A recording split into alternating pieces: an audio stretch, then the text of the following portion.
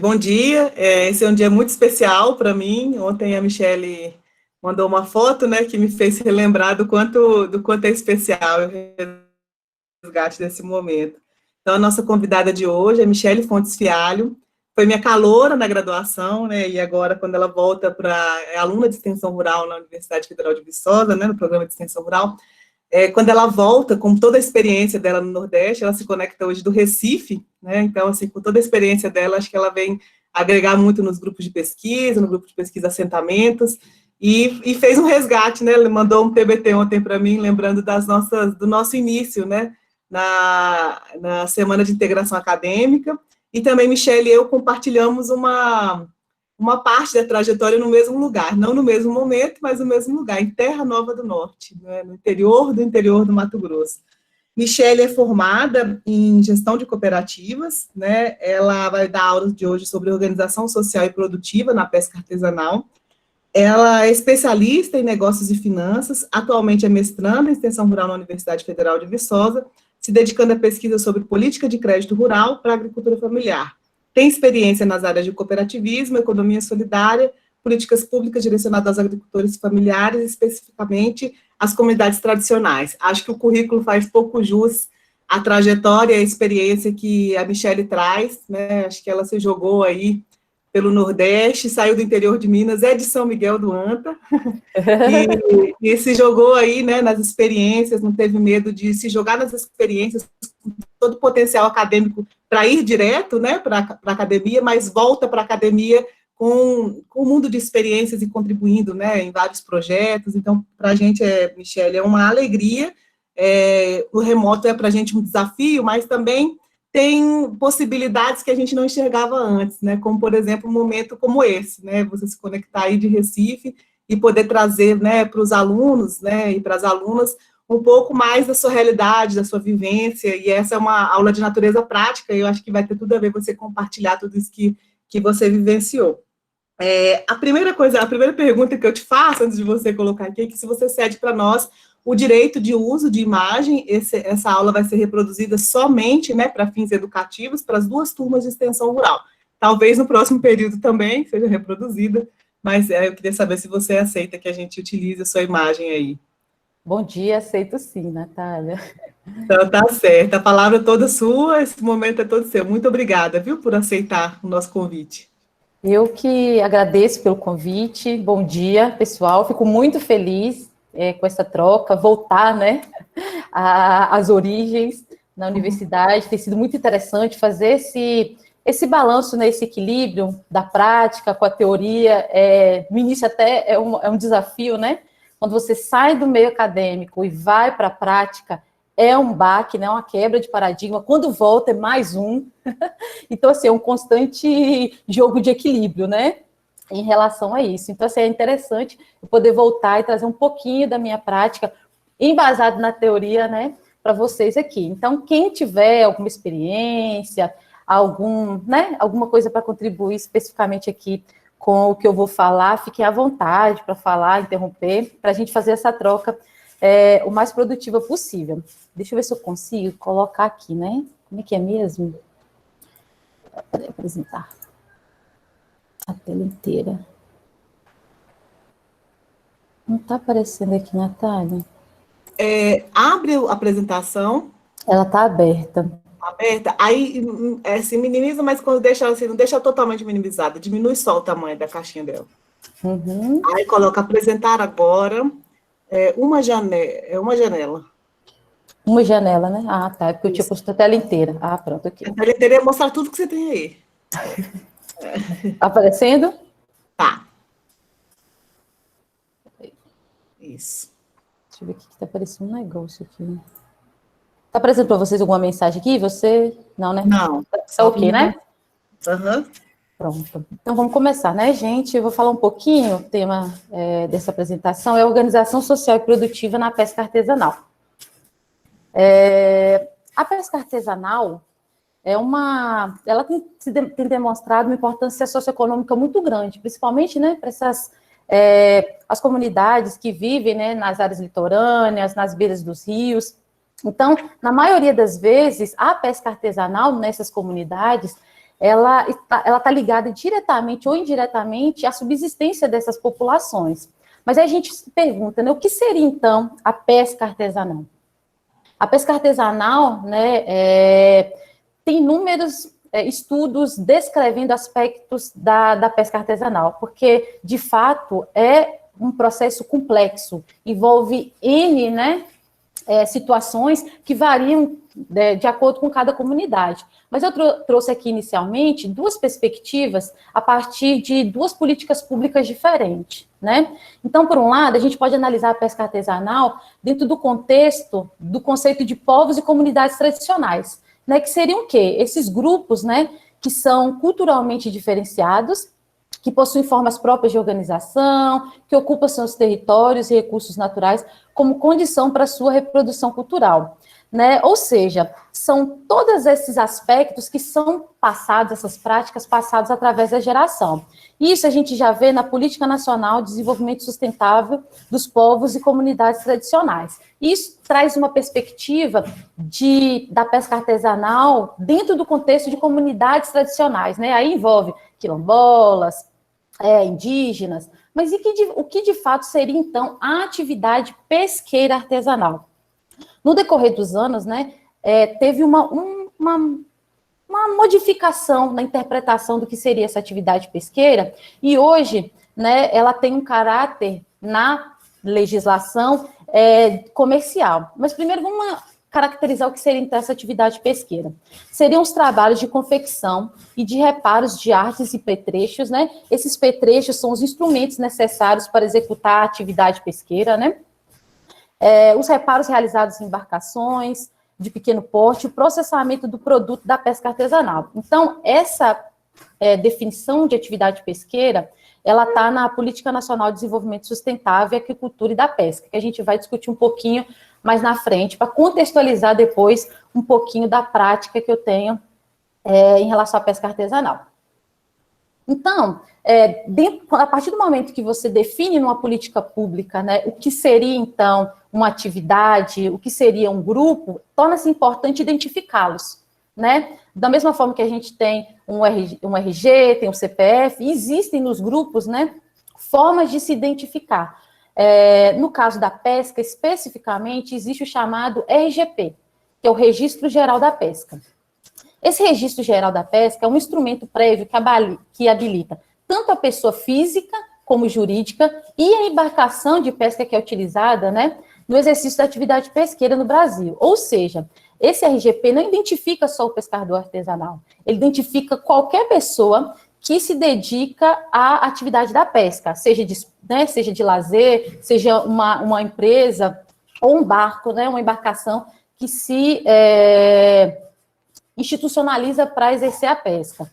No caso específico do pescador artesanal, né, esse decreto, né, o 8.425, que regulamenta aquela política de desenvolvimento sustentável, né, e agricultura e pesca, ela define, então, que o pescador artesanal é uma pessoa física, tem que ser pessoa física, que exerce a pesca com fins comerciais, né, ou seja, para vender de forma autônoma ou em regime de economia familiar. É interessante a gente perceber essa denominação economia familiar. Com meios de produção próprios, ou mediante contrato de parceria, podendo atuar de forma desembarcada, né, ou utilizar uma embarcação de pesca com arqueação bruta menor ou igual a 20. Ou seja, né, uma embarcação menor. Essa arqueação envolve a questão do volume, né, da embarcação. Aquela parte de dentro faz um cálculo em relação, no final das contas, é o tamanho que cabe ali dentro daquela embarcação. Todas essas fotos que eu estou colocando aqui na apresentação são fotos da Ilha de Taparica e do Baixo Sul da Bahia, que é lá onde eu tive, né, a minha experiência, que é um mangue numa comunidade chamada Baiacu. E qual a importância, então, de se ter uma identidade, né, de ser reconhecido perante uma política pública como pescador artesanal? O primeiro dele é o chamado seguro-defeso. O pescador, quando tem acesso ao RGP, ele pode ter o que é como se fosse um auxílio-desemprego, que dentro da política da pesca chama-se seguro-defeso. Ou seja, naqueles períodos que estão determinados por lei, que a reprodução de certas espécies ele não pode se dedicar a capturá-los. Então, parte-se do pressuposto que ele está desempregado, ou seja, que ele não está podendo exercer sua atividade. Então, ele recebe um valor para que ele não saia para capturar esses produtos, né? Então, isso é muito importante para a maioria das comunidades, por um lado, para ajudar na questão da preservação ambiental, né? Para que eles não pesquem e acabem prejudicando a reprodução dessas espécies e para que eles não fiquem desamparados com a renda, né? Outra coisa importantíssima é que eles se tornam segurados especiais, como os agricultores familiares, os produtores rurais. Então, eles têm acesso a todas aos direitos previdenciários, né? Auxílio maternidade, aposentadoria, tudo isso eles conseguem a partir do momento em que eles são registrados e considerados pescadores artesanais. E tem acesso, né, a qualquer tipo de política pública específica para a pesca que surja a partir do momento que ele se identifica, ele parte do pressuposto que ele vai ter acesso, né, pelo menos em teoria, a essas políticas. Michele, só achei muito interessante isso, não conhecia o seguro-defeso, mas uma coisa que eu lembro que a gente discutia, né, numa disciplina que eu fiz sobre serviços ambientais e ecossistêmicos, é que é muito interessante. O seguro-defeso, né, não pode ser interpretado como uma forma de assistencialismo de forma alguma, porque, olha só, o conjunto da sociedade se beneficia de um serviço ecossistêmico que é prestado para toda a sociedade. Já é uma comunidade tradicional, que deve ter uma pesca que não impacta tanto no meio ambiente, e no momento que ele não está pescando, né, espécies que são importantes para a conservação da biodiversidade, ela está beneficiando o conjunto da sociedade. Então, aqui a gente está falando de uma liberdade protetiva, né, um Estado que protege para conservar, só que a sociedade se beneficia, né, da conservação dos recursos ecossistêmicos. Então, eu achei muito, muito legal, eu não conhecia isso. E realmente é um dos benefícios, assim, que a gente percebe porque assim, né, a questão dos direitos previdenciários, por exemplo, normalmente as pessoas só percebem quando de fato precisam, né? Então, assim, a mulher, quando vai ter o filho, ou quando vai chegando, né, numa certa idade, pensa em se aposentar e que começa a pensar nessas coisas, ou, enfim, ou fica doente, alguma coisa nesse sentido. Mas o seguro-defesa é algo que é anual, né? Então, todos os anos, naquele determinado período, eles vão receber, né? Aí vai variar de acordo com a região, né? E qual é a espécie que naquele determinado local que está sendo protegido, mas é extremamente importante para eles, e é pago em parcelas. Então, eles já contam com esse recurso e valoriza a questão, né, da educação ambiental. É uma forma também de dar acesso a eles a esse tipo de informação, da necessidade de preservação. Então, né, quando eu estava falando sobre a questão da pesca artesanal, né, aparece até na definição do pescador artesanal, que é de base de economia familiar, né? Então, o pescador artesanal, ele também faz parte, né, ele também é contemplado na Política Nacional da Agricultura Familiar e Empreendimentos Rurais Familiares, né? A Lei da Agricultura Familiar inclui esses povos tradicionais também equiparados a agricultores familiares, né? No caso, os agricultores familiares seriam quem? Seriam aqueles grupos que não detenham, né, área maior do que 4 módulos fiscais, utilize predominantemente mão de obra da própria família, tenha percentual mínimo de renda familiar originado de atividades econômicas, né, do seu estabelecimento ou empreendimento, e dirija seu estabelecimento ou empreendimento com sua família. Eu até coloquei o primeiro de vermelho, porque no primeiro momento, a lei, que é de 2006, trazia essa condição para a pesca artesanal. Como assim não ter área maior do que 4 módulos fiscais? Né, o pescador, teoricamente, né, a não ser quem é da aquicultura, que, né, produz em tanques, ele não tem posse da questão quando ele se dedica exclusivamente à pesca, né? Ele não tem um terreno, né? Como é que você mede o mar, o rio? Então, na regulamentação dessa lei, que ocorreu só 11 anos depois, em 2017, foi retirada essa necessidade. Então, quando se considera pescador artesanal, parte do pressuposto que a área dele é zero. Ele não tem área, ele não conta-se módulos fiscais, a não ser que ele se dedique, né, ele tenha né, terra, se dedique à agricultura e também seja pescador. Nesse momento aparece uma outra identidade, digamos assim, um outro documento de identificação que o pescador artesanal também pode ter, que é a chamada Declaração de Aptidão ao PRONAF, né? Esse documento de identificação surgiu, né, no primeiro momento, especificamente para dar acesso, né, aos agricultores familiares ao PRONAF, que é o Programa Nacional de Fortalecimento da Agricultura Familiar. Mas hoje dá acesso a inúmeros programas de agricultura familiar. PRONAF, como eu disse, que foi o pioneiro, né, ela surgiu para isso. O PENAI, que é o Programa Nacional de Alimentação Escolar. O PA, Programa de Aquisição de Alimentos. Então, a gente pode pensar, o que um pescador pode financiar no PRONAF, né? O PRONAF, hoje, tem quatro finalidades principais, né? Que é o custeio, o investimento, a integralização de quotas partes e a industrialização, né? Então, o que ele poderia? Ele poderia financiar embarcações, artes de pesca, algum tipo de custos diários, né? O custeio são os custos diários da produção, investimentos são recursos que são destinados à infraestrutura, melhoria da infraestrutura, então ele poderia ter acesso a todos esses recursos especificamente para atuar na área deles. E o PENAI e o PA, né, são programas de comercialização, que compra da agricultura familiar. Então, ele também pode acessar os pescadores artesanais para vender. Né? Isso eu vou falar um pouco lá no final das experiências, qual é a dificuldade, de fato, do pescador artesanal se inserir nesses mercados institucionais, tá? Então, assim... Só lembrar que, Michele, que você falou mercados institucionais, a gente já falou disso na disciplina, mas só para lembrar os alunos, né, que é quando tem o Estado que está organizando oferta e demanda, né? Esse é mais ou menos a situação. A gente já falou disso. Isso, e é importante, porque muitas vezes, né, parte do pressuposto, tem DAP, eles podem fazer as entregas, podem participar, e não necessariamente assim. Se vocês puderem reparar, a gente já falou de 3 políticas que consideram a pesca artesanal, que reconhece a pesca artesanal. E vocês podem pesquisar, ver os estudos, né, que a pesca artesanal é um dos segmentos com menor, como é que eu posso dizer? Menor embasamento, não, menor suporte institucional, suporte público entre as categorias, né? Então, assim, a gente vê que tem várias políticas públicas que reconhecem, mas, de fato, elas não são apropriadas. Apropriadas significa o quê? Elas não são adequadas ao contexto e não possibilitam, de fato, que eles acessem. Então, não adianta nada, né, digamos assim, falar, o pescador artesanal pode acessar, mas todos os requisitos para que ele acesse, ele não consiga atender.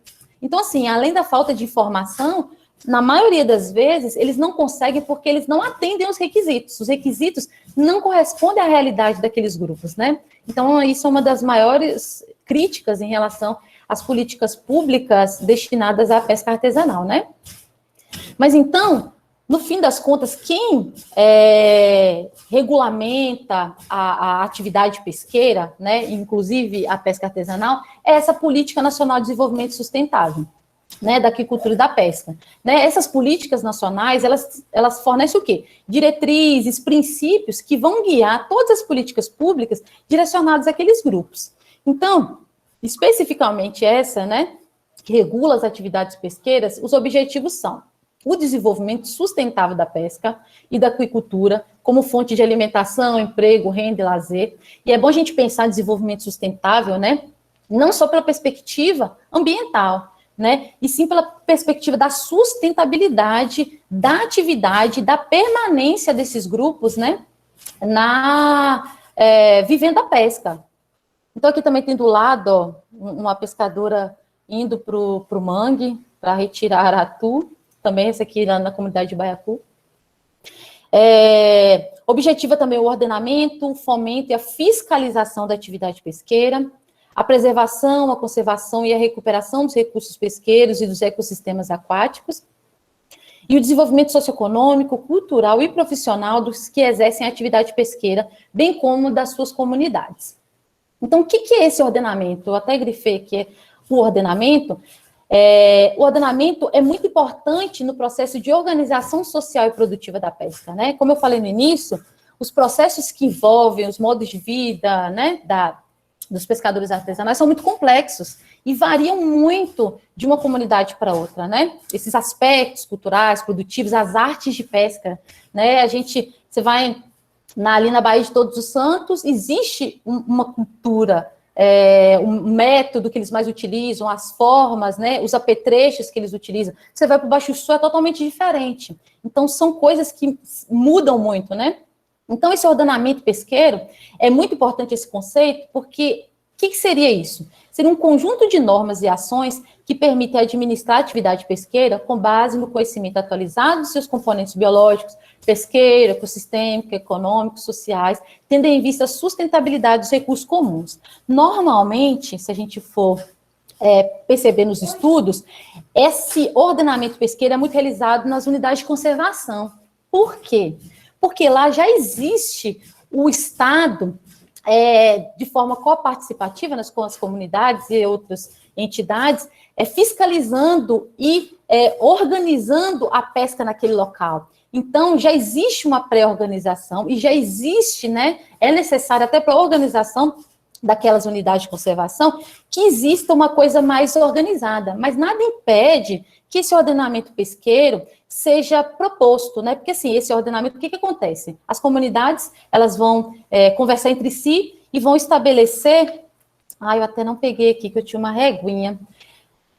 Mas vão estabelecer algumas metas de como eles vão produzir ali. Então, por exemplo, existe uma lei que fala que o siri tem que ser capturado naquele determinado tamanho, que não pode utilizar tal técnica, mas eles têm uma liberdade de utilizar várias técnicas, de pegar, de capturar com um tamanho maior. Então, o que eles fazem? Eles se organizam e falam, olha, pela nossa experiência aqui, mesmo que a lei fale que pode pegar o siri com 12 centímetros, a gente vai estabelecer que é com 13, a gente vai estabelecer que é com 14. O gaiamum, a mesma coisa, as comunidades se organizam, mandam, né, esse documento que tem que ser formalizado, né, para o IBAMA, e vai sair uma portaria que vai, né, ditar uma norma que vai valer ali naquele local. Mas existem inúmeros casos de sucesso, né, de acordos de pesca. Eu vi muitos, principalmente na região amazônica, né. O que seriam esses acordos de pesca? Exatamente um instrumento para fazer esse ordenamento pesqueiro.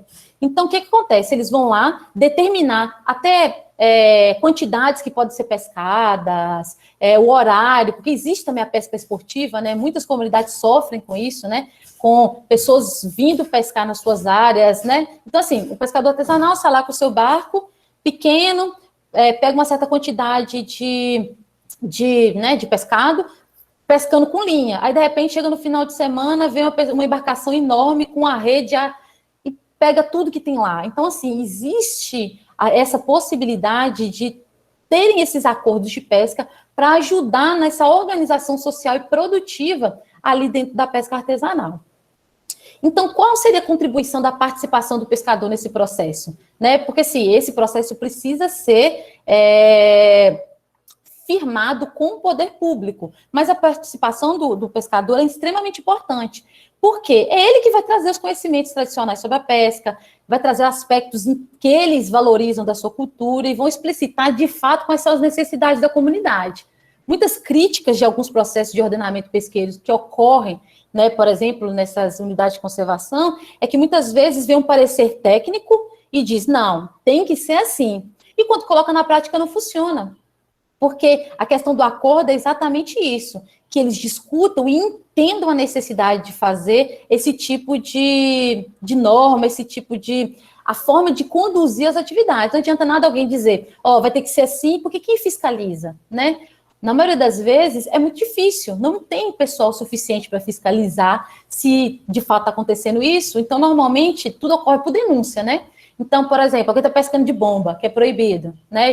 Vai lá, joga uma bomba no mar, pum, explode, os peixes vão boiando, vão lá e recolhem. O IBAMA não vai estar lá.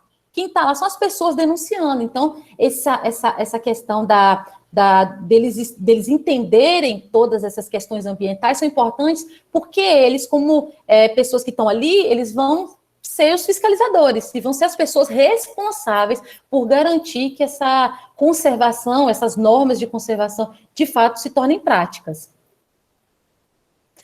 Então, aqui eu trouxe alguns aspectos que eu percebi, né, nos estudos e também ali na prática, que são extremamente importantes em relação a essa participação, essa organização social, né, e produtiva da pesca artesanal, nesses itens que eu vou citar, que é o quê? A participação é extremamente importante para a preservação dos recursos naturais, como eu já disse. Se eles não entendem o porquê daquilo, eles não vão fazer, e são eles que estão ali no dia a dia fazendo, né, atividade, que estão ali pescando, então eles que de fato podem ser aquelas formiguinhas que vão fazer o trabalho de preservação e de fiscalização. A questão da permanência da atividade, né, a gente não pode esquecer que existem milhares de famílias, né, que dependem da pesca artesanal. Então, assim, eles permanecerem na atividade, conseguirem retirar o mínimo possível para a sua sobrevivência, é essencial. Claro, né, que a melhoria da qualidade de vida deles deve ser sempre buscada, mas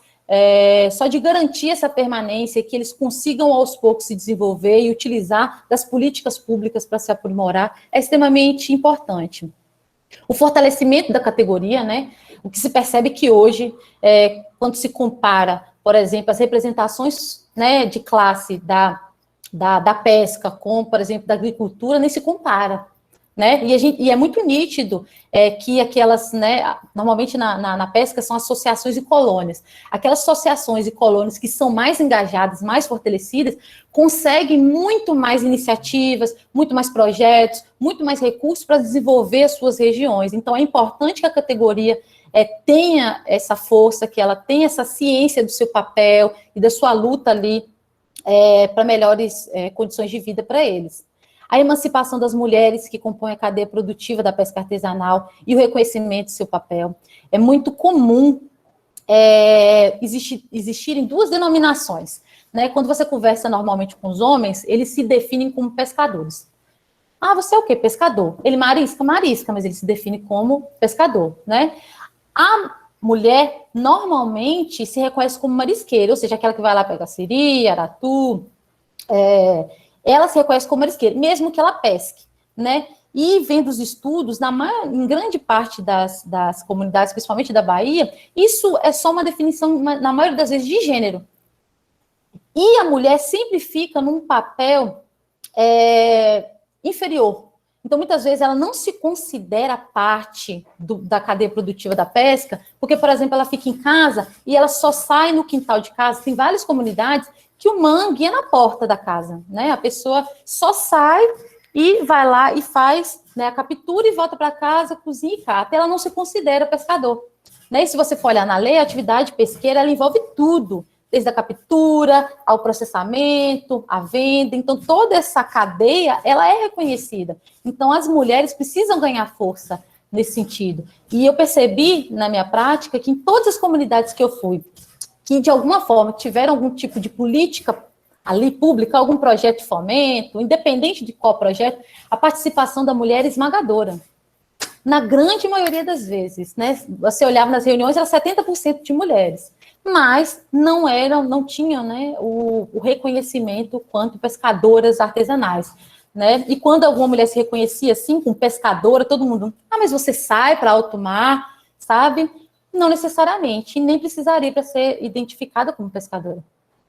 A melhoria no processo de gestão e produção, né, do pescado. Aí isso envolve, né, desde da forma como eles vão ali fazer o processo produtivo, né? Hoje, por exemplo, como eu citei um exemplo, as pessoas na porta de casa, elas vão lá e conseguem já mariscar, por exemplo, ou pescar.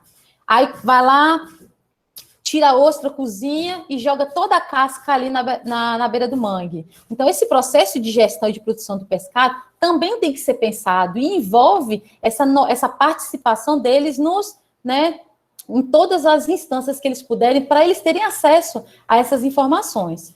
O aumento de escala, quando eu falo de aumento de escala, não estou me referindo especificamente que eles têm que explorar mais, pescar mais, mas a partir do momento que eles respeitam ali o tempo, né, de reprodução das espécies, e que eles fazem acordos que né, possibilitam que haja menos degradação, vai aumentar. Né? Existem vários estudos que mostram que eles seguindo certas práticas sustentáveis, que aumenta a produção porque as espécies têm o tempo adequado para se reproduzir.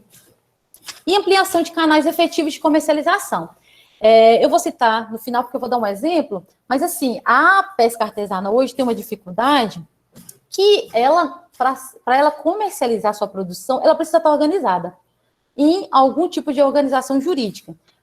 Porque, por exemplo, o agricultor familiar, produtor de laranja, ele pode pegar a laranja, embalar e vender. O pescador ele não pode pescar o peixe e falar, agora eu vou participar do PENAI e vou entregar meu peixe na escola. Ele não pode. Eu vou tratar, né? Vou viscerar o peixe, vou fazer filé e vou vender. Não pode. Produtos de origem animal, né? Tem uma dificuldade muito grande de vender. Então, eles precisam estar organizados para conseguir fazer isso. Né? Então, a participação, o entendimento, o amadurecimento quanto grupo é extremamente importante para que eles consigam se organizar e terem, né, canais efetivos de comercialização e aproveitar esses mercados institucionais, principalmente. E as metodologias participativas? A foto não ficou legal. Eu tentei procurar uma foto melhor, mas não consegui. Mas aqui a gente fez, logo no início de uma discussão, as pessoas foram levantar o principal problema que tinha na comunidade. Não sei se dá para ver, mas em cima aparece participação. Né? Então, assim, como é que as metodologias participativas entram nesse contexto? Né? Viabilizando que essas pessoas tenham voz. Né? Só de vocês verem que eles já têm a noção de que a participação, nesse grupo especificamente, é um objetivo. É um desafio e é um impeditivo do processo de amadurecimento e de organização do grupo, né? O que essas metodologias participativas possibilitam? E eu estou falando metodologias participativas num projeto que chega, né? Chega um projeto de fomento de qualquer órgão, vai lá tentar entender como é que funciona a dinâmica ali da comunidade, uma prefeitura, a própria colônia, né? A gente vê vários estudos que mostram que os pescadores não se sentem representados, né, pelas colônias, pelas associações, porque não existe, né, esse pensamento coletivo, né, das ações que envolvem a pesca naquele local. Então, essas metodologias participativas possibilitam o quê? Pensar as ações que consideram o contexto local da pesca e o processo produtivo, dá voz, né, e estimula o exercício da autonomia e participação dos pescadores artesanais, né. Eu estava até vendo a apresentação da Poliana, né, e a Natália se perguntou para ela como é que faz quando tem sempre alguém, né, que fala mais e toma a palavra para si. Isso é muito comum, né, você vai nos grupos, às vezes, tem aquela pessoa que você olha, ela está em toda reunião. Ela só precisa de um estímulo para ela falar, e às vezes é aquela pessoa que está toda a reunião e não fala absolutamente nada, que vai trazer o que ninguém teve coragem de falar, ou seja, de fato, o que está acontecendo ali. Então, as metodologias participativas possibilitam isso. Explicita aspectos da divisão do trabalho, identifica os agentes sociais, isso é muito interessante. Por exemplo, existe uma figura na pesca artesanal é uma figura assim, extremamente importante, que é o chamado atravessador. Importante no sentido de viabilização da comercialização dos pescadores. E é emblemática, porque, na maioria das vezes, existe uma relação de submissão dos pescadores a esses atravessadores. Mas, para que você faça algum tipo de intervenção ali no local, você tem que entender qual é o papel daquele atravessador no processo. Simplesmente dizer, olha, não, vamos acabar o nosso objetivo é acabar com a questão do atravessador e vamos organizar uma associação, uma cooperativa, para que a gente não tenha mais que depender do atravessador, porque o atravessador explora e tal. Né? Natália, né, formada também em gestão de cooperativas e outros também que têm essa experiência, sabe que não é bem assim. A gente precisa conhecer o contexto, como é que aquilo se organiza, para a gente tentar encontrar de forma participativa como que a gente pode fazer com que haja essa transição. Simplesmente considerar, não, vamos acabar com isso e trazer uma receita de bolo, não vai funcionar. Então, as metodologias participativas trazem essa luz, né, para o grupo e para quem está ali, né, o extensionista, ou os projetos que estão ali para contribuir. Possibilita a compreensão das estruturas de poder local, né, para que se entenda também como é que funciona, para que as pessoas participem, porque é muito comum ter um projeto que é muito bonito no papel e que não sai dali. Quando você chega, todo mundo concorda. Por que todo mundo concorda? Porque você está apresentando, você está dizendo para o grupo, olha, vou trazer isso, vou trazer aquilo, vou fornecer estrutura para vocês, é tudo que vocês precisam, eles aceitam. Mas será que isso, de fato, eles pararam para pensar? E o projeto ou o extensionista ajudou nesse processo de compreensão? Né? Levou em consideração se eles têm, de fato, uma estrutura que possibilite isso? Tem alguma dúvida? Alguma dúvida? Eu achei interessante você falando do atravessador, Michele. Eu fiquei lembrando que 2 alunos meus participaram de uma jornada no Tecnoparque. Eles fazem parte do Rebilicoff, né? Para calcular, para tirar o atravessador aqui da produção de café na Zona da Mata, implementando um aplicativo. Uhum. E aí eles passaram nessa jornada, eu acho que fico mais de um final de semana lá, né? Todas as horas lá, calculando, e aí eles perceberam no cálculo deles, naquele momento, né?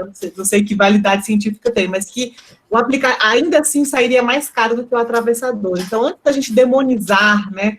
Ou antes da gente endeusar qualquer que seja a iniciativa, eu acho que a gente tem que olhar para ela de forma crítica, né? Quais são os mecanismos que a gente tem? Existe, sim, um servilismo, uma submissão em relação à prática de preços, mas também tem o outro lado, né? O outro lado da força. Qual que é a questão aí, né? De talvez não ter que se preocupar com a organização, né? De olhar para o mercado, acesso a mercados, que realmente é um gargalo, né? Para o desenvolvimento rural e também é um desafio para a extensão rural, né? Conseguir organizar produtivo e socialmente as comunidades para que elas tenham, né, o acesso ao mercado. Então, eu acho que é muito interessante, ilustrativa essa experiência, porque a coisa, nada é tão simples, né? Existem mais fatores nessa fórmula aí que é complexa, né? Não tem, a gente foi muito educado para ver vilão, vítima, né? E aí, quando a gente pensa complexamente, existem vários fatores aí que fazem parte de um problema e que, para resolvê-lo, eu acho que aí ganha a força das metodologias participativas. Se os problemas são de naturezas complexas, se eles envolvem uma gama de atores, nada mais justo que a gente reúna essa gama de atores para enfrentar, para fazer frente à natureza complexa dos problemas, da maioria dos problemas que atingem, né, o conjunto da sociedade. Só um adendo aí. Não, e, por exemplo, um exemplo aqui as comunidades da Ilha de Taparica. São comunidades que são todas separadas, são muito separadas, com acesso terrível em todas, né? Na maioria delas, na verdade. O acesso é ruim para sair da comunidade, não tem transporte público, né? Eu lembro que quando eu cheguei, eu falei assim, como é que eu saio daqui? Porque eu morei 1 ano numa comunidade. Como é que eu saio? Se eu quero sair, eu não tenho carro, como é que eu saio? Não, você pega um carro pequeno. O que é um carro pequeno? Não, uma pessoa que faz o transporte alternativo. E como é que eu ia saber, se eu não conheço a comunidade, as pessoas da comunidade, qual era o carro alternativo, que era igual a todos os outros? Não, você fica parado na porta da sua casa, quando parar, alguém vai te perguntar, você quer sair da comunidade? Aí você sai e paga para ele o valor. Aí tá, então a gente tem um contexto de isolamento, um contexto que não facilita. Aí vem o papel do atravessador. Quem são os atravessadores na maioria das comunidades? Donos, por exemplo, de mercados. Então, olha como é que funciona em vários locais a dinâmica. Eu vou lá e marisco uma quantidade lá de ostra. Tratei, né, cozinhei, tirei da casca, fui lá vender. Vendi 2 quilos para ele. Beleza, ele me pagou na hora. Pagou menos, mas pagou na hora. Não precisei sair, não precisei fazer nada. Daqui 1 semana, por exemplo, eu não tenho nada. Nossa, eu saí para mariscar, não tenho nada, mas eu preciso comer. Então, assim, lá é muito comum, várias comunidades, né, que as pessoas mariscam na parte da manhã para vender, para comer, para comprar comida, ou para comprar um arroz, para comprar um feijão, para comer à tarde. Sabe? É um contexto totalmente diferente, é uma situação, uma subsistência totalmente diferente. Aí, o que ele faz? Ele não tem nada para trocar. Aí, ele fala com o dono do mercado, ó, né, a gente fala, né, em Minas, a gente usa essa expressão, pendura aí, né? Então, ele vai lá, vende, né, anota, e depois a pessoa vai lá e fornece. Entendeu? Então, assim, quando eles vão para uma associação, eles querem muitas vezes que a associação adiante algum dinheiro, por exemplo. Eles, não, às vezes, não querem, não tem como cumprir uma rotina. Então, hoje ele entrega, amanhã ele não entrega. Amanhã ele está indo, por exemplo, para Mar Grande, que é a área central. Aí ele vende, lá ele conta R$ 30 no siri. Se ele fosse vender para o atravessador, ele ia vender por 22, 25. Então, ele vai. Então, assim, existe um processo cultural ali e uma organização que precisa ser levada em consideração. Então, você coloca uma associação ou faz uma cooperativa e eles podem olhar e falar assim, mas quando eu preciso, eles não me adiantam dinheiro nenhum, entendeu? Então, para ele, ali, a curto prazo, não é uma coisa que eles veem como interessante e eles não conseguem, por exemplo, visualizar a longo prazo. Então, realmente, tem que ser levado em consideração. Aí, um exemplo aqui que eu trouxe sobre uma organização dos grupos, né, essa participação que pode dar bons frutos, esse cultivo de ostras, por exemplo. Né, esse cultivo de ostra numa comunidade, um grupo de pescadores, marisqueiros, né, se organizaram e fizeram ali o cultivo de ostra, né? Aí que vem a questão dos acordos de pesca, né? O que aconteceu, por exemplo, nessa comunidade, no primeiro momento? Eles foram lá, colocaram todas as estruturas, cuidavam, que não é um processo fácil, né? É um processo árduo. Aí esperavam, né, as ostras crescerem. Quando chegaram lá para tirar as ostras, cadê as ostras? Alguém foi lá, porque o negócio é no mangue, foi lá e pegou todas as ostras das mesas de cultivo. Então, assim, é um processo complicado. Essa questão da participação e de entendimento das comunidades é muito importante, porque eles funcionam como fiscalizadores, né? A gente vai em outras comunidades que isso nunca aconteceria. Por quê? Porque existe, né, uma noção de comunidade, uma noção de acordos em relação à prática da pesca artesanal que é totalmente diferente. Então, imagine, então aqui a gente está trazendo duas situações, né? Ou seja, eles participaram, se organizaram, que não é fácil, né? E quando eles vão tentar colher os frutos, acontece isso, né? Aí o que aconteceu? O grupo não quis mais, por exemplo, continuar o cultivo. Aí pegaram todas as estruturas que tivemos que levar para outra comunidade. Então, assim, é muito importante essa conscientização, essa discussão da comunidade, o entendimento dela que elas estão tratando, né, de recurso comum, né? Acho que, assim, por exemplo, às vezes, para um produtor rural que está lá na sua propriedade, fica difícil, muitas vezes, perceber alguma coisa que afeta um produtor, né, de um outro município ou de um outro ou do lado, porque não é na terra dele, por exemplo, né? Ele demora um pouco para sentir essa questão da degradação nele, na terra dele, na propriedade dele. Mas na pesca isso é muito diferente. Então, por exemplo, quando você chega no mangue, você vê que um mangue degradado não produz para ninguém. Que o lixo está ali em algumas partes e está afetando tudo, ou seja, afeta todo mundo. Então, eles têm que ter essa organização e essa consciência, né?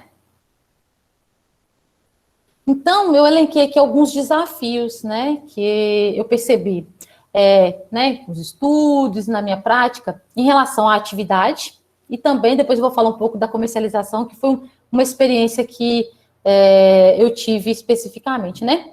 Na atividade, a gente percebe que é um desafio essa gestão sustentável dos estoques pesqueiros, porque ela envolve, né, uma noção, uma organização comunitária muito grande, muito forte, os pescadores eles têm que entender da lei, eles têm que entender sobre questão de educação ambiental. Então, são muitos aspectos que são necessários para que eles consigam, de fato, fazer esse processo, contribuir com esse processo de gestão sustentável dos estoques.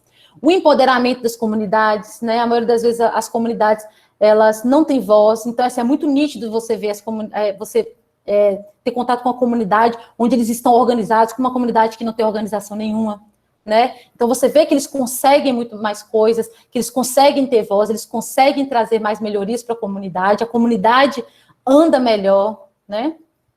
Reconhecimento dos direitos relativos ao exercício da pesca, principalmente das mulheres. Aí volta naquela questão que eu disse, né? Entender o que é atividade pesqueira, o que é exercer atividade pesqueira artesanal.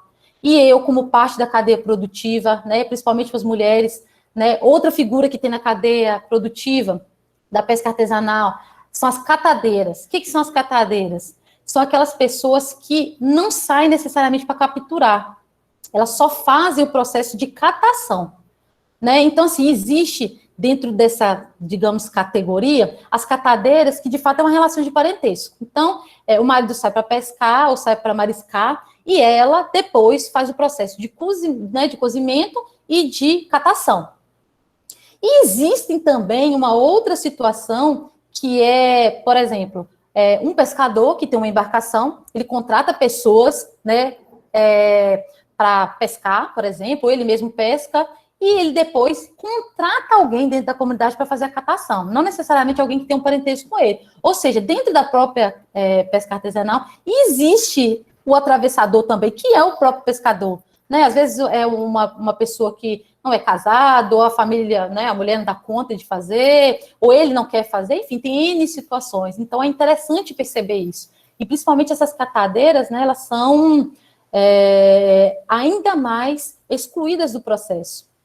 Políticas públicas adequadas, né? Aí eu vou trazer o exemplo e a gente vai discutir um pouquinho melhor o que seriam, então, essas políticas públicas adequadas, que são, na verdade, da comercialização. Esse desafio é um dos, né, maiores quando se organiza a produção, né? Como vender? Principalmente quando a gente leva em consideração pessoas que têm não tem uma produção que é, de fato, garantida, né? Hoje sai para pescar, pesca uma quantidade. Amanhã sai, pesca menos, ou pesca mais, ou não pesca nada. Então, não existe uma continuidade. Como vender isso no local, na maioria das vezes, que não tem né, as estradas são ruins, acesso, tem várias comunidades com acesso só de barco 2 vezes no dia. Então, a comunidade né, que a gente conhece, que fica uma corda de um lado para o outro, e a pessoa vai puxando, né, para passar da ilha para outro lugar. Então, assim, existem N contextos que precisam ser analisados para viabilizar essa comercialização. Aí vem, para a comercialização, uma das primeiras entradas, organização social. Essa organização social em formato jurídico, porque para participar de qualquer processo produtivo, né, com processo de comercialização com a prefeitura, com o Estado, até com os mercados, de fato, né, precisa ter uma associação, uma cooperativa, principalmente, no caso, organizada. A capacitação, porque existe toda uma questão cultural, hoje, na forma de produzir. A cadeia produtiva da pesca, normalmente, envolve o cozimento e a catação em casa. Então, assim, olha a situação. É difícil, é muito raro você ver nas comunidades elas vendendo, por exemplo, siri na corda, né? O siri lá vivo na corda. Normalmente é o siri catado, a ostra catada, o sururu, o chumbinho, todos os mariscos já são catados. Ou seja, cozido e catado na casa da pessoa. Como garantir a qualidade disso para os órgãos de fiscalização? Isso é um entrave extremamente complicado e que necessita de capacitação, né? Ao mesmo tempo que tem que pensar em como é que ficam os aspectos culturais daquele grupo e as pessoas que se dedicam só à catação, né? A certificação dos produtos, né? Que não leva em consideração nada disso, né? A legislação, na maioria dos casos, principalmente a animal, na maioria das vezes é feita por uma indústria, uma grande indústria. E como é que fica para os pequenos produtores e produções artesanais? A gente vê iniciativas, né? Hoje existem várias tentativas de padronização da comercialização artesanal, mas normalmente isso não envolve ainda a pesca artesanal. E inserção no mercado, né? Aí eu trago para vocês o exemplo, por exemplo, do Penai, né? Olha, para você vender para o Penai, você precisa ter um selo de identificação, né?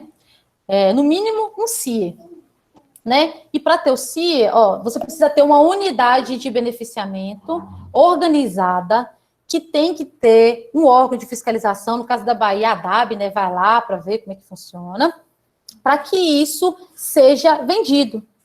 E vamos, né, a gente analisando quais são as comunidades que têm esse tipo de acesso. E como é que fica essa questão dos mariscos que eles já vendem cozidos? Até nas cooperativas, nas associações, normalmente eles vendem cozidos. Então, é uma situação muito complicada que eu coloquei, a manipulação, né, que tem que ser feita dentro da legislação sanitária, um caminhão frigorífico, porque o produto tem que sair refrigerado, né, uma logística de entrega, porque, por exemplo, um dos problemas dos programas, né, por exemplo, o PENAI, é que eles não têm onde guardar. A prefeitura não vai comprar 1 tonelada de pescado e guardar. O que ela faz? Tem as escolas aí, espalhadas pelo território todo. Tem que entregar.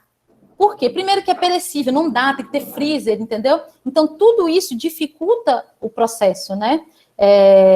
De venda, de comercialização, é muito complicado. E tirando que os órgãos de fiscalização, eu lembro que na época da Bahia, eram 2 fiscais para o estado todo.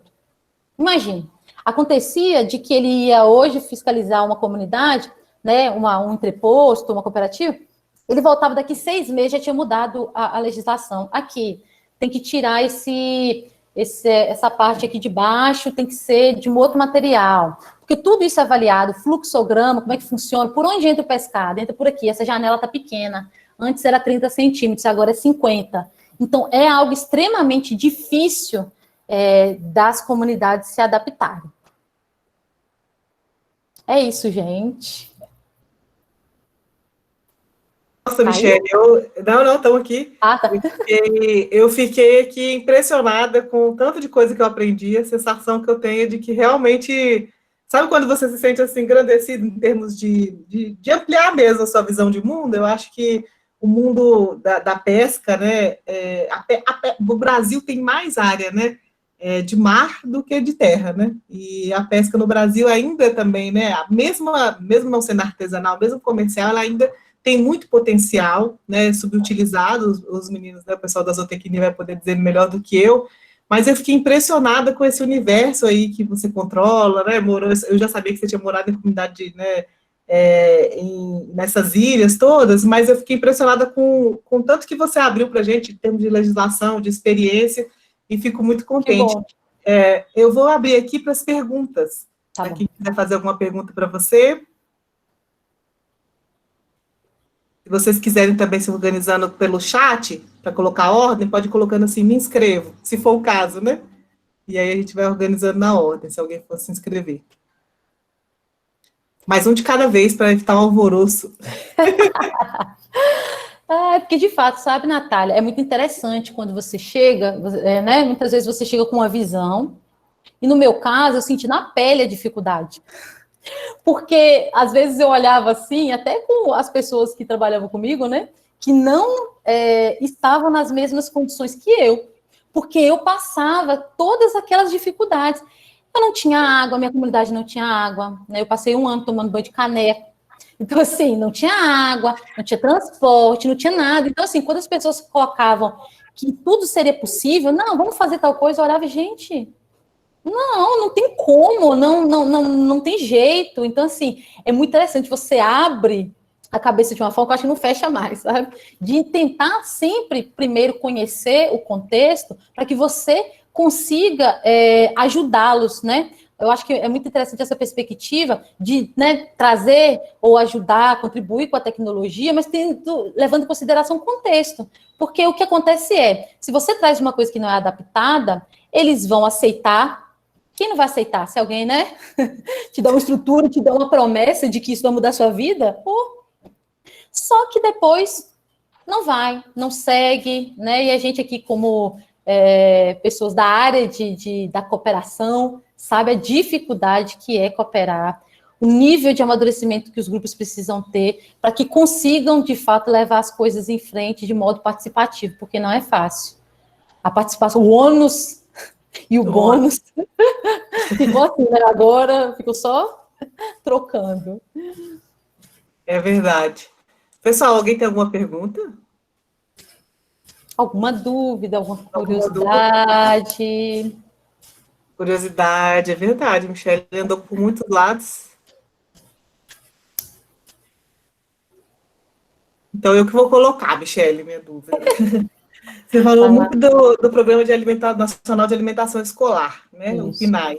Eu queria saber se você conheceu alguma experiência de entrega, né, das comunidades pesqueiras, né, artesanais, para alimentação escolar. E como foi esse processo? Como se deu esse processo? Você conheceu de perto?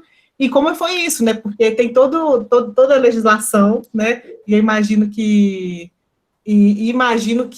para além da legislação, né, que deve ser muito difícil cumprir, para além da legislação dos pesqueiros, também para a alimentação escolar, existe processo de negociação com as merendeiras, né, e existem muitos entraves aí no processo, né, queria saber se você já acompanhou algum desses processos e quais foram os limites, as possibilidades, o que deu certo.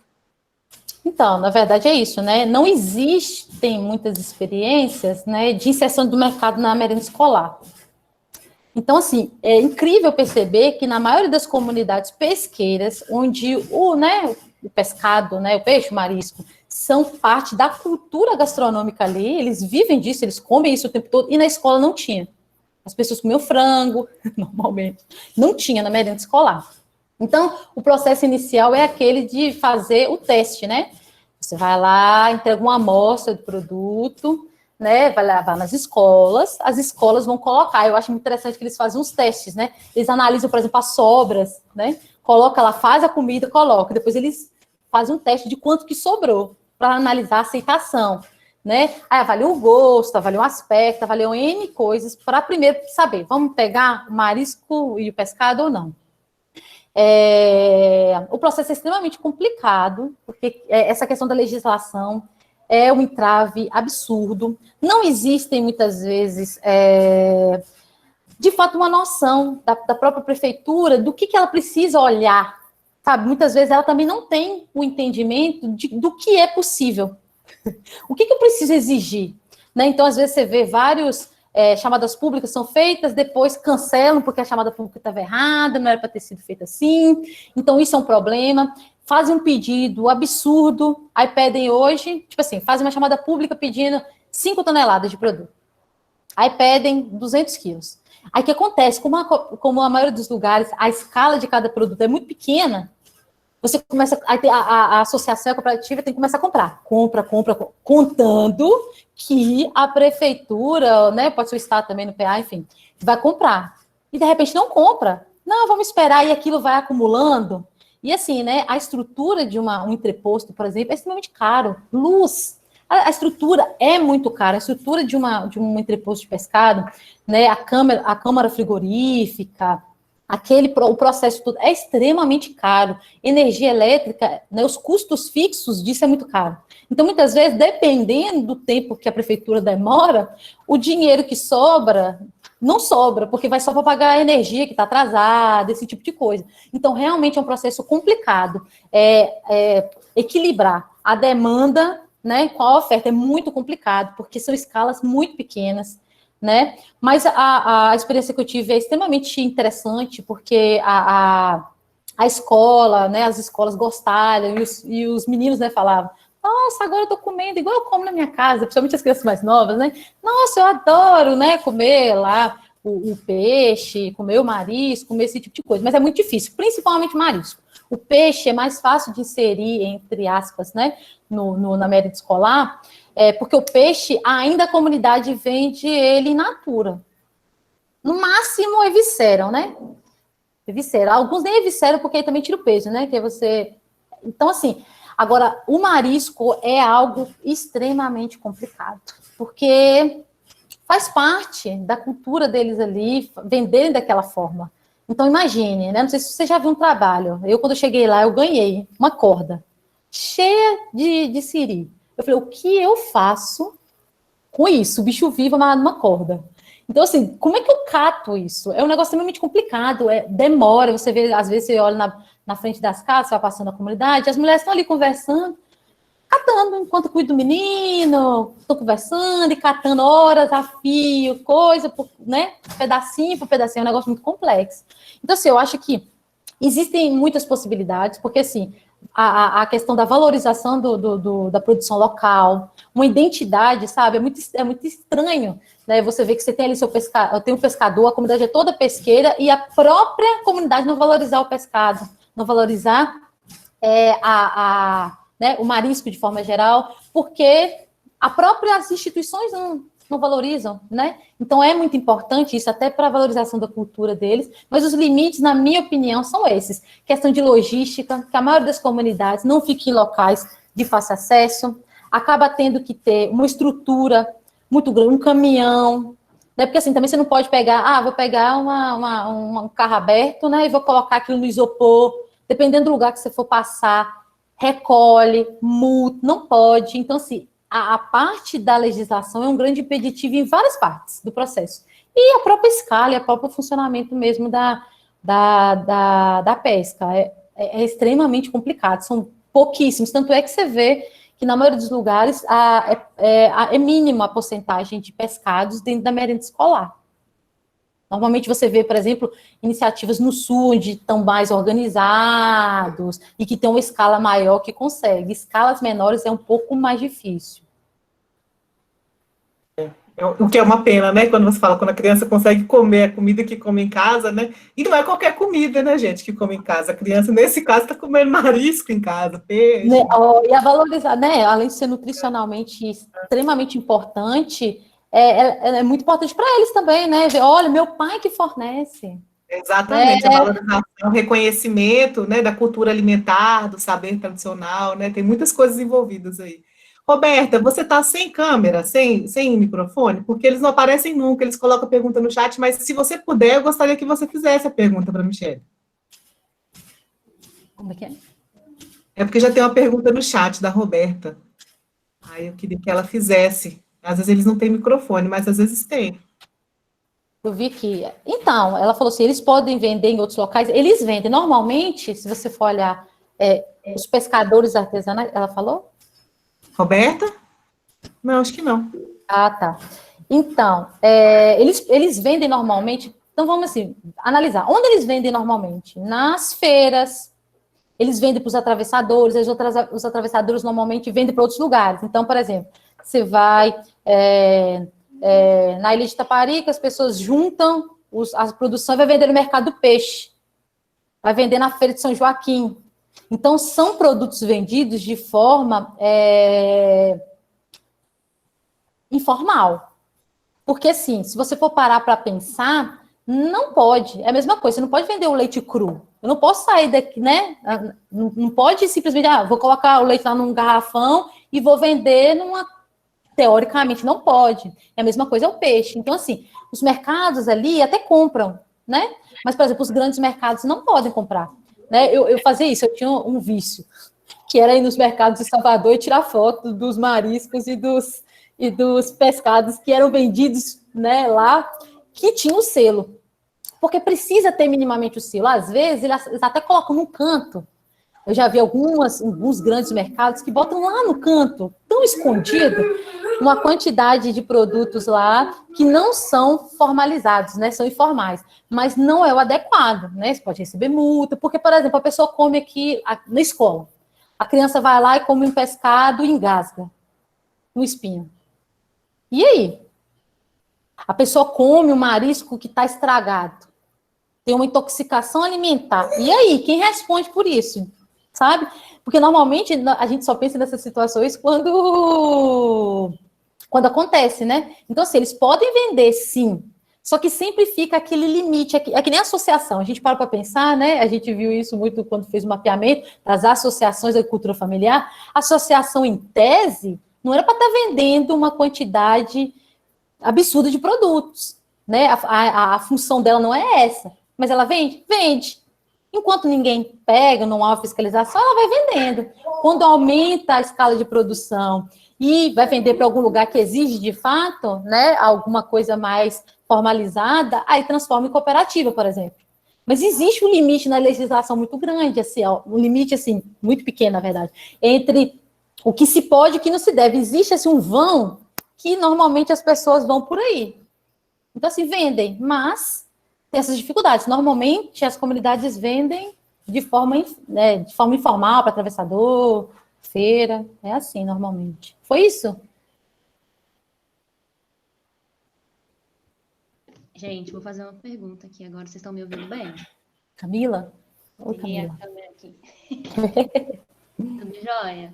Eu achei Tudo bem. sensacional a parte do seguro-defeso. Eu não sabia que tinha também. Achei fantástico.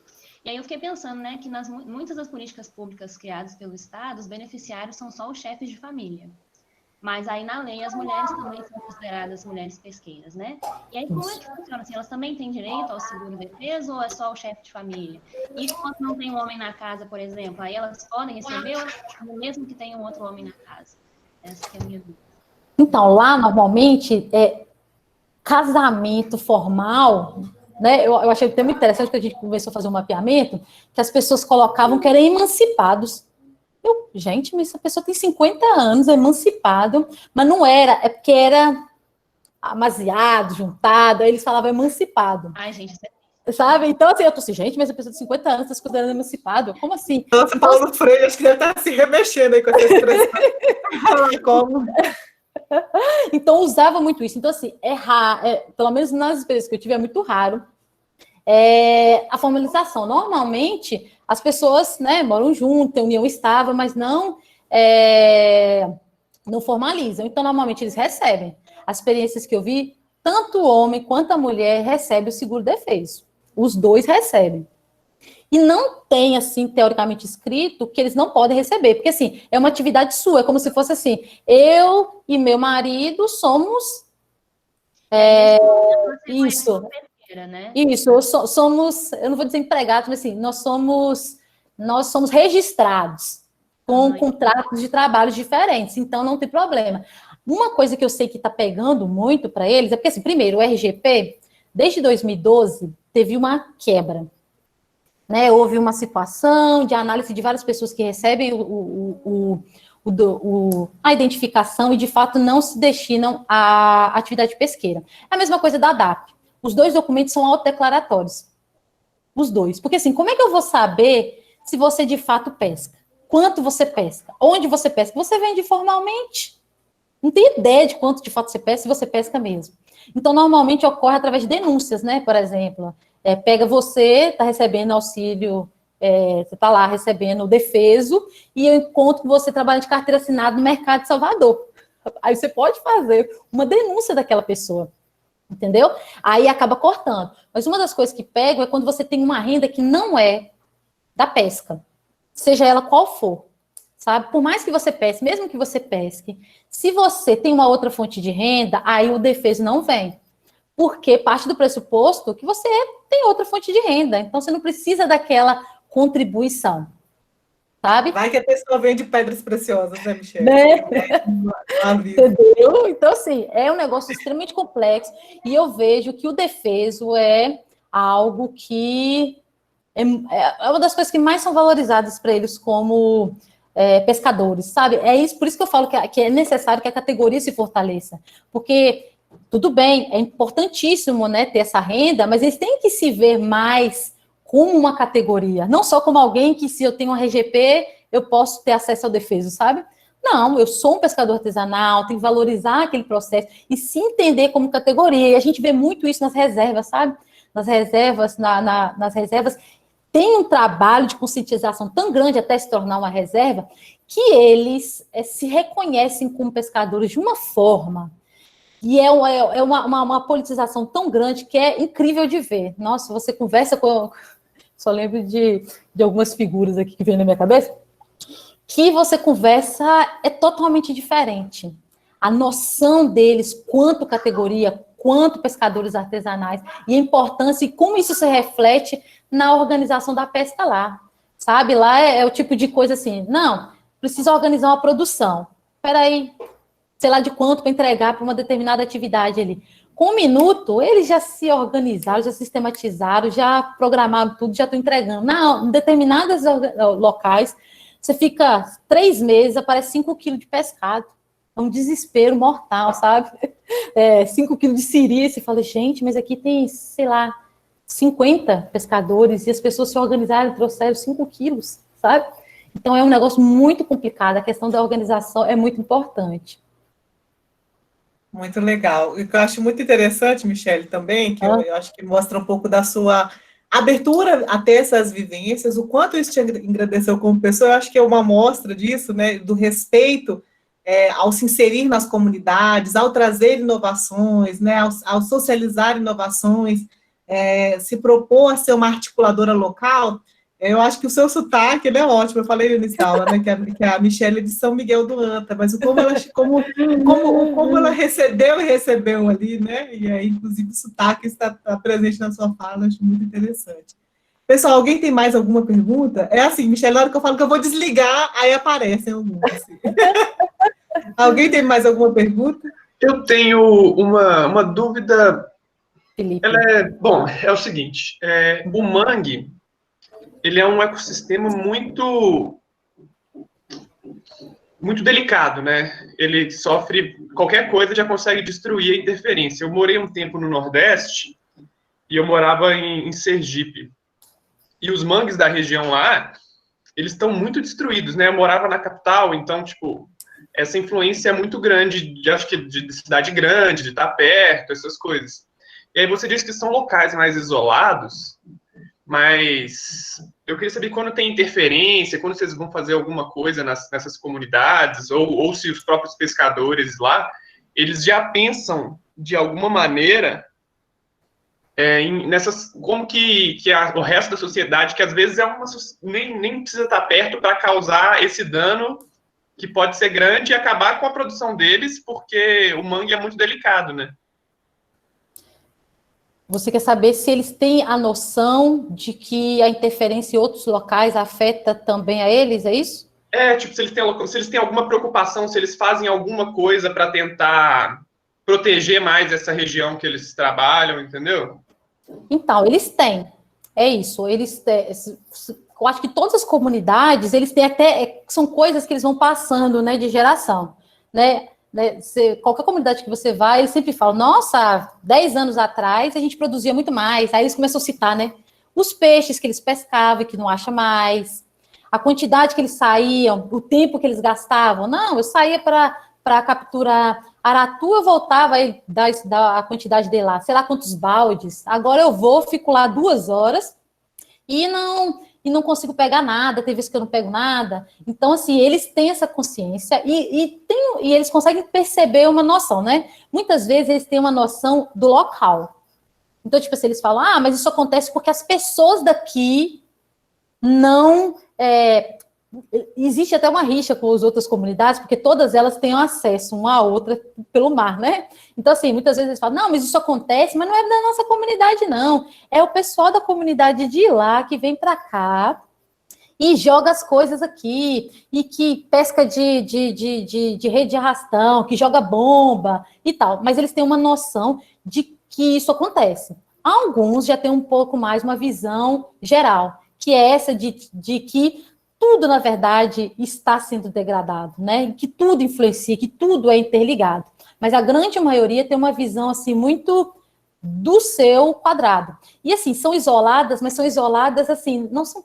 Como é que eu posso dizer? Não são isoladas, são perto de Salvador, do lado de Salvador. A questão do isolamento, que muitas vezes eu falo, é a questão da falta de estrutura, né? Tinha comunidade ali que eu ia, a comunidade era, sei lá, 20 quilômetros de distância.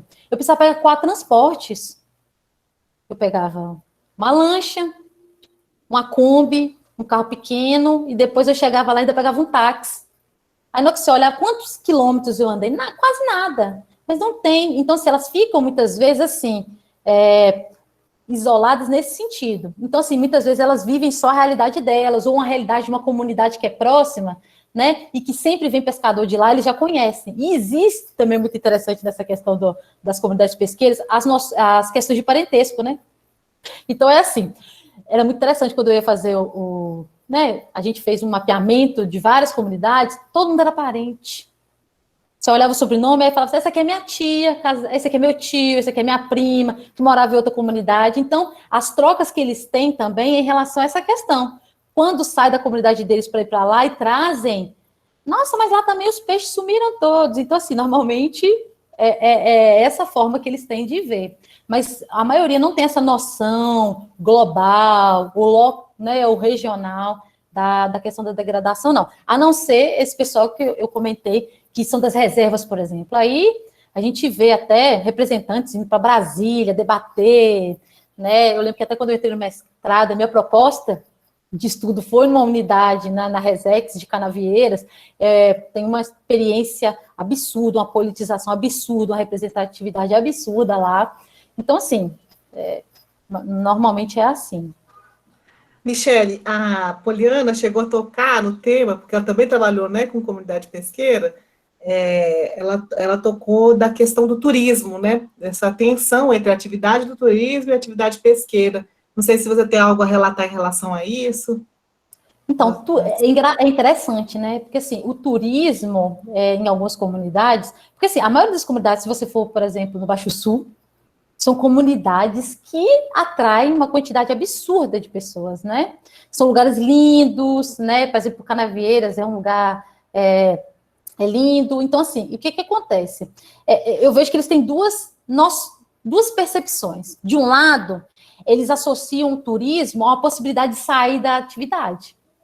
Então, por exemplo, na ilha de Itaparica tinha um resort. Eu fiquei pasma, porque eu ia passando num lugar assim, não tinha uma infraestrutura de nada, era um lugar assim com uma infraestrutura extremamente precária, e eu olhava para o lado, um resort, que simplesmente fechou uma parte da praia, ele até fechou um tempo atrás, mas um resort, uma coisa que destoava totalmente da realidade ali, só que absorvia muita gente. Né, sei lá, tinha 50 funcionários, todos os funcionários, normalmente, né, para fazer ali os trabalhos ali deles, ali absorvia as pessoas. Então, muitas pessoas veem no turismo, inclusive pessoas da pesca, uma oportunidade de gerar renda. Então, por exemplo, o pessoal que faz o carro pequeno lá, nossa, não podia ver alguém chegando porque eles fazem o trabalho de táxi, não tem transporte público. Então, por exemplo, você chega... Mar Grande, você desce aí, sai de Salvador, pega uma lancha e desce em Mar Grande. Você fez esse percurso ou fez de ferry, Natália? Quando você foi? Em Morro de São Paulo? Ou você desceu lá direto? Foi assim, eu fiz a parte de ferry, passei para o município, depois peguei outro ferry. Isso, porque assim, ó, a ilha de Itaparica tem 2 municípios, né? Tem Veracruz e Itaparica. O ferry desce em Itaparica. A lancha em Mar Grande. A lancha é mais rápida e é o que normalmente o pessoal de lá mesmo, das comunidades, utilizam.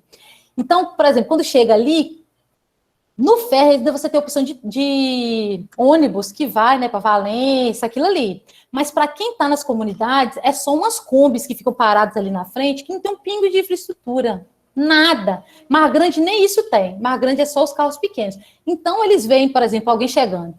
É tudo de estereótipo, né? Cara de turista, já vai ele. Precisa de transporte para não sei na onde. Pronto, ele dá um valor e vai lá e faz. Ou seja, tem opções de renda. Então, até hoje é uma crítica muito grande em relação, por exemplo, a fazer a ponte, né, de Salvador para a ilha de Itaparica. Uns são a favor, outros são contra, uma discussão imensa. Mas é isso.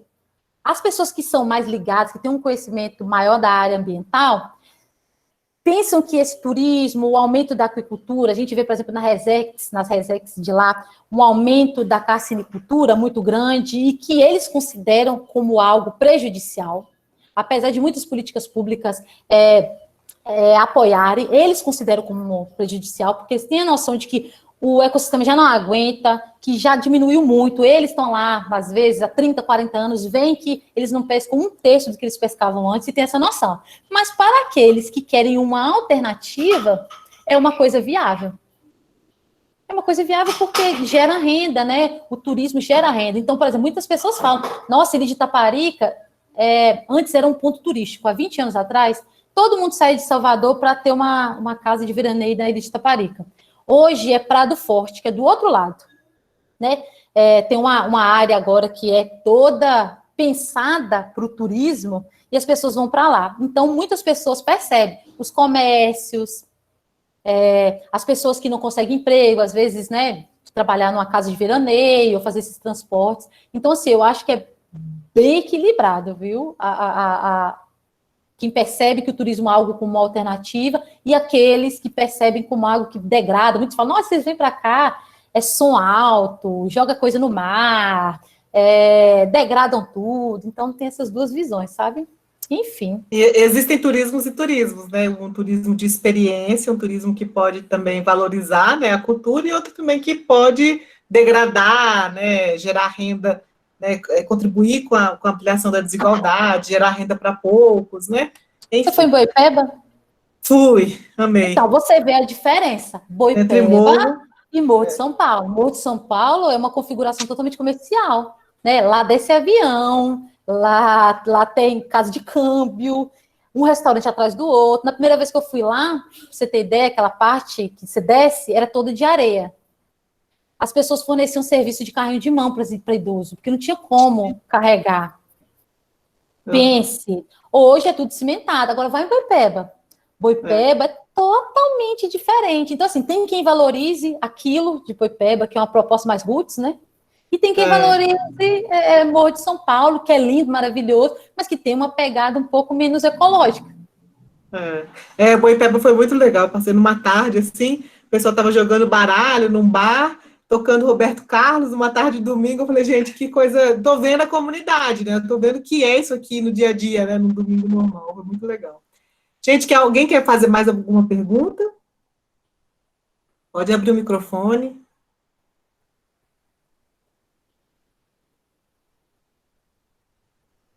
Michele, esses meninos aqui são tímidos mesmo, porque aqui a gente tem até...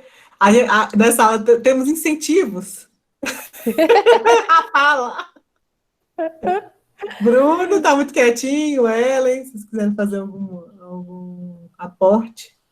Com comparação com outros contextos também é interessante. Michele, primeiro queria parabenizar pelo trabalho, assim, muito legal, a apresentação foi ótima, aprendi muita coisa aqui te ouvindo. E aí, uma situação que eu lembrei aqui, né, pensando no meu contexto de pesquisa, foi dos pescadores atingidos na bacia do Rio Doce, né? Que teve um processo assim, muito difícil de reconhecimento desses pescadores enquanto atingidos, né? E o papel das cooperativas, das associações de pescadores foi fundamental, né, nesse processo de reconhecimento.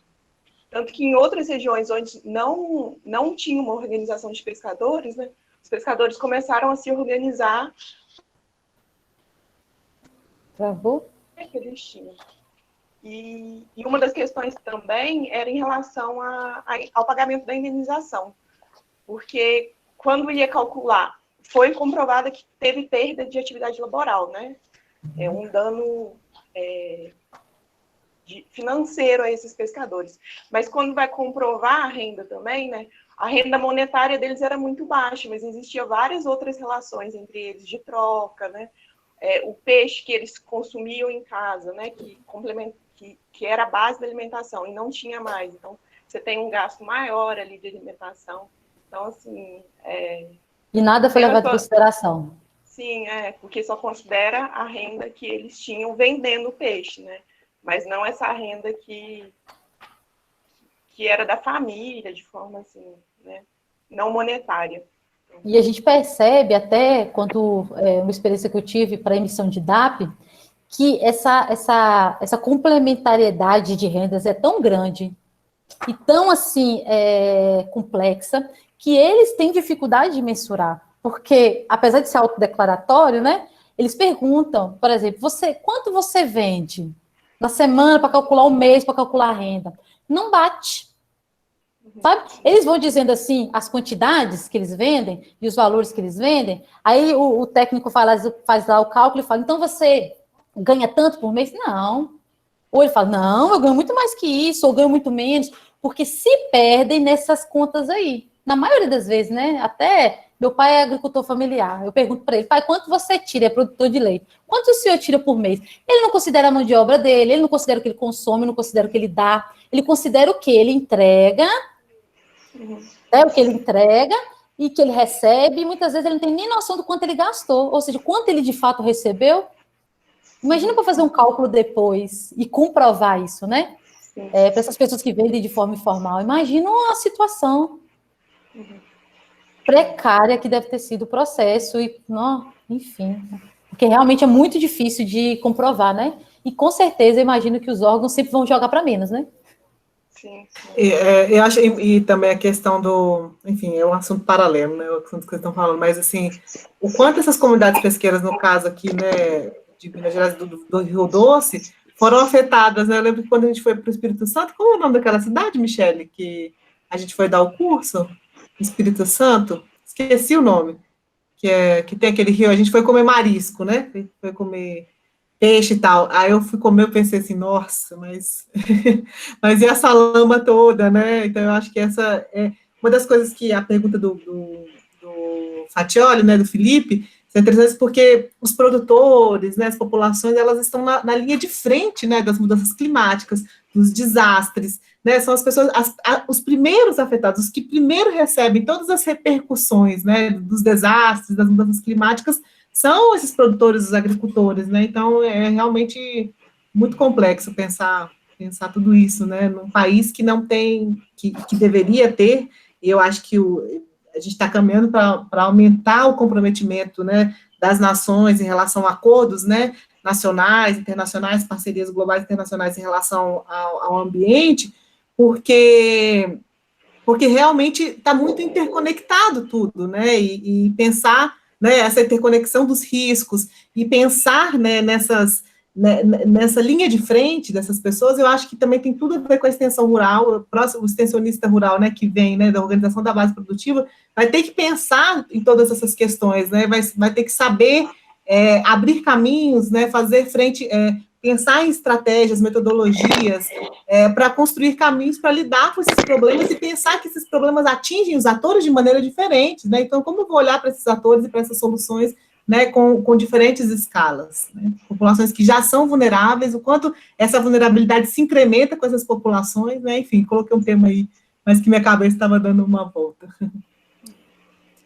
Mas realmente é um negócio muito complicado. E você falou da questão da lama, lá mesmo eles têm umas coisas assim. A gente, às vezes, eu, por exemplo, eu cheguei lá, eu comia tudo que me desse. Eu sempre fui assim, né? Eu falo que eu só parei um pouco disso porque eu fiquei grávida, né? Aí, não pode comer. Eu comia qualquer coisa, eu bebia água em qualquer lugar, sabe? Nunca tive essa situação. E eles não faziam isso. Eles iam na comunidade do outro, eu não como peixe daqui não, porque o peixe daqui, aí eles falavam, sabe, tipo assim, o peixe daqui não sei de onde eles tiraram, então assim, eles têm essa noção de que existe um processo ali, que precisa ser feito, ser garantido, e que eles não têm certeza, eles não comem, sabe, mas às vezes eu achava interessante, porque eu ficava assim, gente, tinha uma lá que não comia mesmo, não como, nada, nem um peixe, nem um marisco que não seja eu que faço, porque... E era assim, ou seja, e olha isso, a valorização do trabalho dela. Ela fala, o meu peixe, era muito interessante, o meu peixe, o que eu faço, o que eu trato, eu garanto a qualidade. Mas o de fulano, não como não comia não. Ainda mais marisco, é complicado, né? Uma ostra pode dar... Gente, uma vez eu trouxe o pessoal do Sebrae, vim lá do Rio Grande do Sul, foi para a comunidade, aí quando eu cheguei lá, eu falei assim, aqui é a comunidade, vamos almoçar. A mulher me faz o quê? Baiacu. Você sabe como é que é baiacu? Baiacu é um peixe venenoso, né? Então, assim, eu tô assim, meu Deus, como é que eu faço? E eu ficava na situação, falo para... Uma mulher chegou, gente, eu trouxe aqui uma iguaria da comunidade, e pá, bota o baiacu. Aí todo mundo sabia, né, que o pessoal da área ficou olhando, tipo assim, como ou não como? Eu falei, bora comer. Eu falei, pensei, se eu vi, começa a empolar. Mas, tipo assim, tudo bem que eu confiava, mas olha a situação. Eu só lembro assim, gente, por que ela não me avisou que ia oferecer baiacu pro pessoal, sabe? Vai comer, não deu problema nenhum. Mas olha isso. Ai, cada situação que eu vou lhe dizer, viu? É quase uma vida de história. Muito legal. Gente, agora é o último momento. Quem tiver uma pergunta, fale agora ou cale-se para sempre. Não? Então, Michele, só quero te agradecer. Acho que a gente aprendeu muito mesmo. Não é porque eu estou puxando o saco, não. Eu aprendi muito mesmo. Acho que tinha muita sinergia. O tema dessa semana, gente, tem tudo a ver. A Camila também está falando do papel, né, da mulher na extensão rural. E você falou, trouxe questões de gênero. Então, acho que ele se encontrou, né? Foi ótimo mesmo, Jéssica. Queria que você fizesse uma pergunta, Jéssica. Jéssica não está precisando. Jéssica não está precisando abonar faltas. Tá quietinha. Não, mas a gente tem aportações muito legais, né, Jéssica, Danilo? Mas, enfim, também vamos respeitar o silêncio.